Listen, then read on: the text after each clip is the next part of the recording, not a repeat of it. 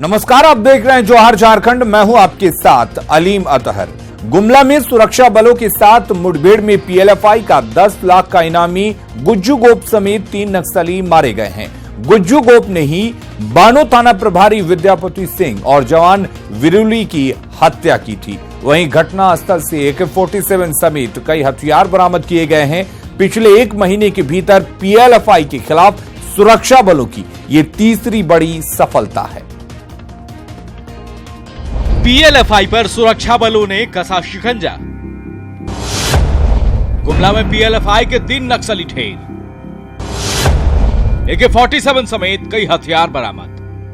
Police को बड़ी सफलता मिली है। कामरा थाना क्षेत्र में आप देख रहे हैं कि 3 पीएलएफआई नक्सली को मारा गया है और पूरी मामले की छानबीन चल रही है। काफी संख्या में हथियार बरामद हुआ है। आप देख सकते हैं कि कोबरा 209 की टीम है जिनके साथ मुठभेड़ हुआ है और पूरी तरह से टीम अभी इलाके में सर्च अभियान चला रही है और कई तरह के और भी सामान मिले जाने की जानकारी मिल रही है।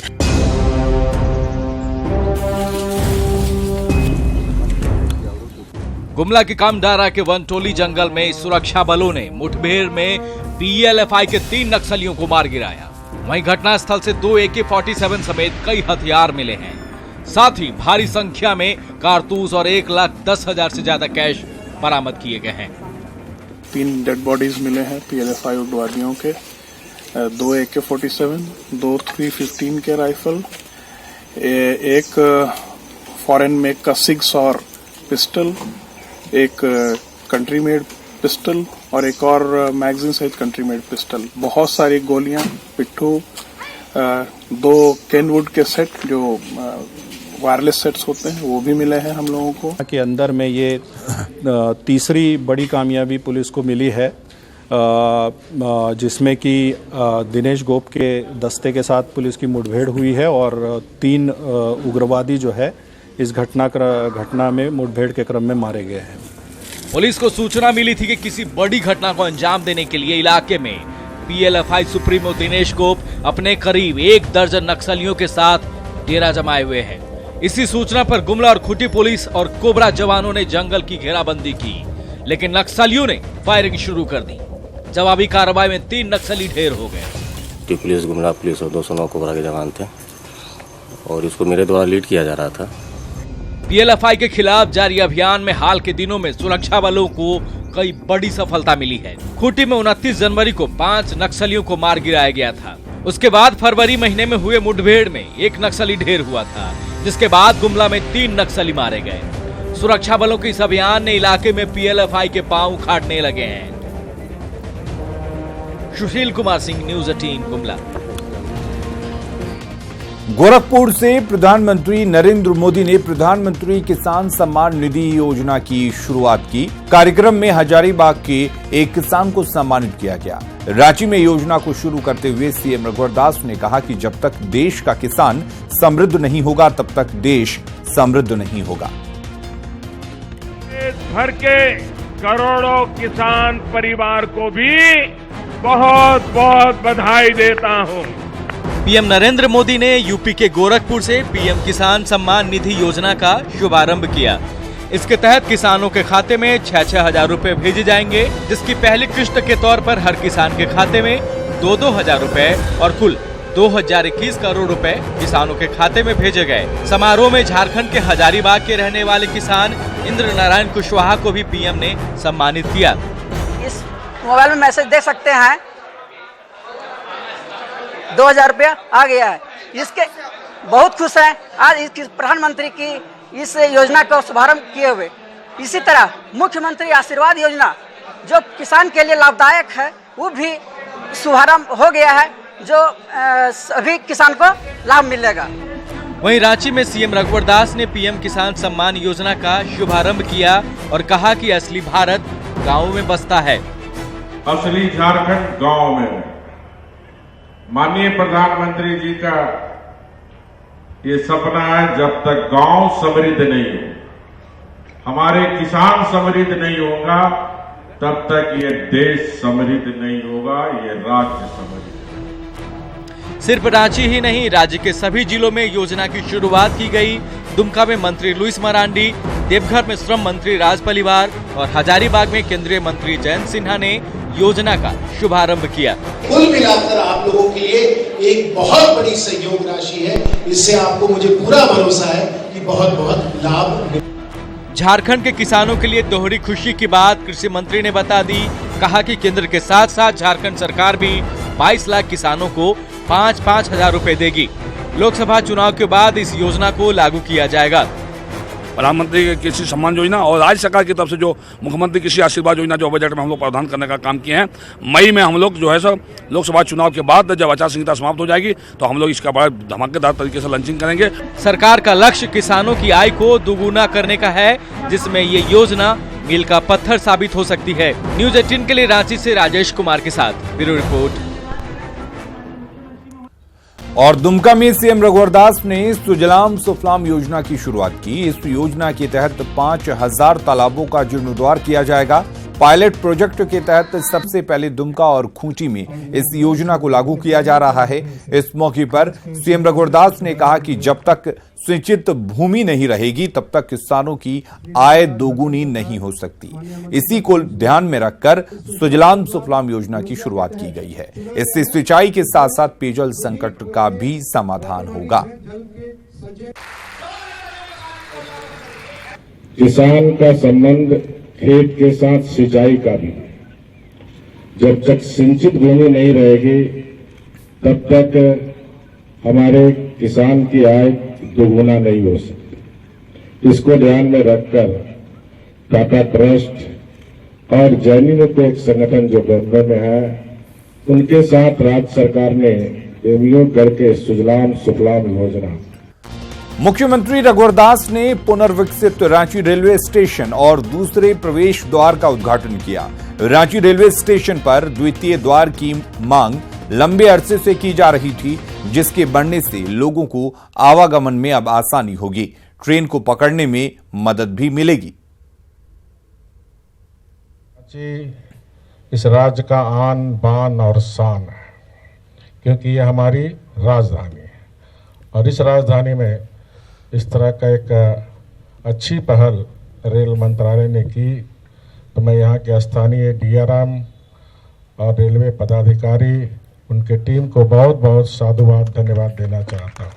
तो प्रथम चरण में मेन है पार्किंग एरिया का विस्तार हुआ है, सर्कुलेटिंग एरिया हमने विस्तार किया है, स्टेशन का जो फसाड है उसको नया लुक दिया है, लाइटिंग किया गया है, सेल्फी पॉइंट बनाया है हमने, और सेकेंड एंट्री सबसे बड़ी चीज़ है कि जो बहुत वर्षों से डिमांड थी उसका पूरा किया है। तो ये काम आज पूरा हुआ है और अब सेकेंड फेज का काम अब इसके बाद चालू होगा। और वहीं 20 महीनों के बाद डीसी रेल लाइन फिर से ट्रेन दौड़ने लगी। कतरास स्टेशन पर धनबाद एलएफपी एक्सप्रेस को रवाना किया गया। डीसी रेल लाइन शुरू होने से धनबाद में खुशी का माहौल है।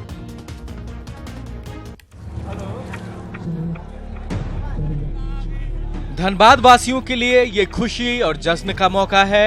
कई महीनों के इंतजार के बाद धनबाद चंद्रपुरा रेल रूट पर फिर से मेल एक्सप्रेस ट्रेनों का परिचालन शुरू हो गया। इस रूट पर एलएफपी एक्सप्रेस को रवाना किया गया। धनबाद सांसद पीएन सिंह, गिरिडीह सांसद रविंद्र पांडे, बाघमारा विधायक ढुल्लू महतो ने कतरास में ट्रेन को हरी झंडी दिखाकर रवाना किया। प्रारंभ हुआ है इस पर लाइन पर पैसेंजर ट्रेन का चलन, लेकिन यह पूरी बात नहीं हुई। ये जो 26 जोड़ी गाड़ियाँ इस रेलवे लाइन से चलती थी वह चले, इसके लिए आगे की हम लोगों का जिम्मेवारी है। आंदोलन में जितने लोग शामिल थे, चाहे जिस संगठन के थे, सभी लोगों को मैं अपने ओर से हार्दिक दिल से मैं बधाई देता हूँ कि सभी लोगों का जो संघर्ष, सभी लोगों की तपस्या, सभी लोगों का जो प्रतीक्षा था वो आज पूरा हुआ है। इच्छा को पूरा किया है और इसके लिए तहे दिल से लोग अपने धन्यवाद प्रेषित करते हैं। डीसी लाइन पर पहले चरण में 8 ट्रेनें चलाई जाएंगी। यात्री ट्रेनों के परिचालन से धनबाद वासी बेहद खुश हैं। अधिकारियों की जीत हुई, पूरे कोलांचल वासियों की जीत हुई है, पूरे प्रेस मीडिया की जीत है। ये बधाई हम तमाम लोगों को देना चाहते हैं। पूरे कोलांचल के लोगों को हमारी तरफ से बहुत बहुत हार्दिक बधाई। दुखी है हम लोग धनबाद में पढ़ने जाते थे, हम लोग का यहाँ सब चीज़ बंद हो गया था। हम लोग क्रिकेट भी खेलते थे धनबाद में, वहाँ से जाने की सुविधा भी सब चीज़ बंद हो गया था। अब खुलने से सब चीज़ सही हो जाएगा। दरअसल भूमिगत आग से खतरा बताते हुए 15 जून 2017 को डीसी लाइन को बंद किया गया था। इसे फिर से चालू करने की मांग को लेकर लगातार आंदोलन की आवाज उठ रही थी और अब उनके संघर्ष की पटरियों पर खुशियों की रेल चल पड़ी है। न्यूज़ 18 के लिए धनबाद से अभिषेक कुमार की रिपोर्ट। और मन की बात में पीएम मोदी ने गुमला के शहीद विजय सोरेन के मासूम बेटे के जज्बे को सराहा। साथ ही भगवान बिरसा मुंडा और जमशेदजी टाटा को झारखंड का गौरव बताया। पीएम मोदी ने कहा कि आज अगर हमारे नौजवानों को मार्गदर्शन के लिए किसी प्रेरणादायी व्यक्तित्व की जरूरत है तो वो भगवान बिरसा मुंडा हैं। दंगे में लिपटे शहीद विजय सोरेन का शव झारखंड के गुमला पहुंचा तो मासूम बेटे ने यही कहा कि मैं भी फौज में जाऊंगा। इस मासूम का जज्बा आज भारतवर्ष के बच्चे बच्चे की भावना को व्यक्त करता है। रांची के मोरहाबादी मैदान में 2 मार्च को राहुल गांधी की जनसभा होगी। राहुल की जनसभा को लेकर आज कांग्रेस प्रभारी आरपीएन सिंह, प्रदेश अध्यक्ष अजय कुमार समेत कई नेता मोरहाबादी मैदान पहुंचे। कांग्रेस नेताओं ने राहुल गांधी की सभा में 2 लाख की भीड़ का दावा किया। राहुल की इस सभा में महागठबंधन के अन्य नेता भी मंच साझा करेंगे। इलेक्शन होते हैं तो राहुल गांधी जी आते हैं, तो वो चाहते थे इलेक्शन डिक्लेयर होने से पहले एक ऐतिहासिक रैली, कांग्रेस के पार्टी के नेताओं और कार्यकर्ताओं ने कहा कि एक ऐतिहासिक रैली हम करना चाहते हैं 2 मार्च को, और वहीं से झारखंड का बुगल इलेक्शन के लिए हम फूकेंगे और परिवर्तन की एक लहर चला। राहुल गांधी जी का कार्यक्रम इस मोरहाबादी की ऐतिहासिक जमीन पर होगी। मुझे लगता है कि 2 लाख के आसपास की भीड़ होगी और एक बिजली से एक पूरी तरह से कार्यकर्ता में जोश आएगा। पूरे यूपीए के घटक दल में एक बिजली से हम लोग को जोश आएगा और उसी बिजली से बीजेपी और उनके घटक दल जो है बेहोश हो जाएंगे। झरिया से बीजेपी विधायक संजीव सिंह के भाई सिद्धार्थ गौतम उर्फ मनीष सिंह ने धनबाद से लोकसभा का चुनाव लड़ने का ऐलान किया है। जनता मजदूर संघ कुंती गुट के संयुक्त महामंत्री ने धनबाद में जन चेतना रैली के बहाने शक्ति प्रदर्शन भी किया। इस दौरान मंच पर उनकी बहन भी मौजूद रही। मनीष सिंह निर्दलीय चुनाव लड़ने का ऐलान कर रहे हैं।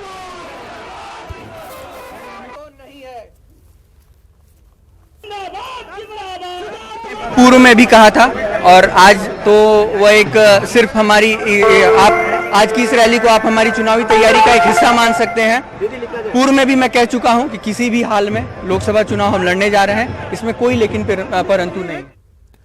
अगली खबर का रुख करेंगे। जेडीयू ने झारखंड की सभी 81 विधानसभा सीट पर चुनाव लड़ने का ऐलान किया है। जेडीयू ने साफ कहा है कि बीजेपी से पार्टी का गठबंधन सिर्फ बिहार के लिए है। जेडीयू ने लोकसभा चुनाव में भी उम्मीदवार उतारने का ऐलान किया है।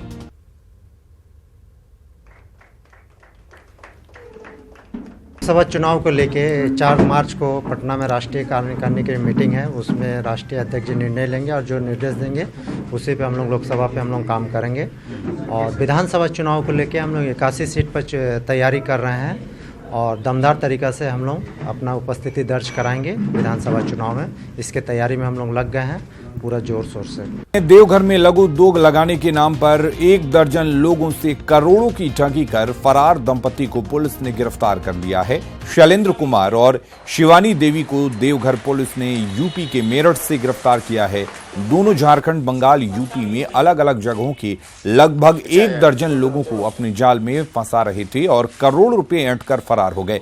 देवघर पुलिस को ऐसी 9 शिकायतें मिली थी। पुलिस ने दोनों के पास से 1 लैपटॉप और 4 मोबाइल बरामद किया है।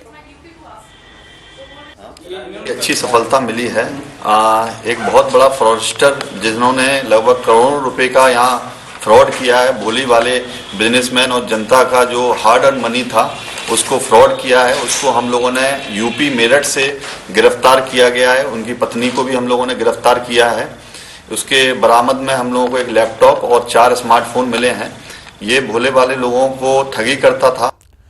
लोहार समाज ने अपनी मांगों को लेकर रांची में हुंकार सम्मेलन का आयोजन किया। खतियान में सुधार की मांग करते हुए लोहार समाज के बैनर तले बड़ी संख्या में लोहार समाज के लोगों ने विधानसभा मैदान में हुंकार लगाई। इनका कहना है कि राज्य में लोहरा होने के बावजूद खतियान में लोहार जाति लिखे जाने के कारण मिलने वाले लाभों से ये वंचित हैं। आपको बता दें कि झारखंड में लोहार BC2 में आते हैं, जबकि लोहरा अनुसूचित जनजाति में।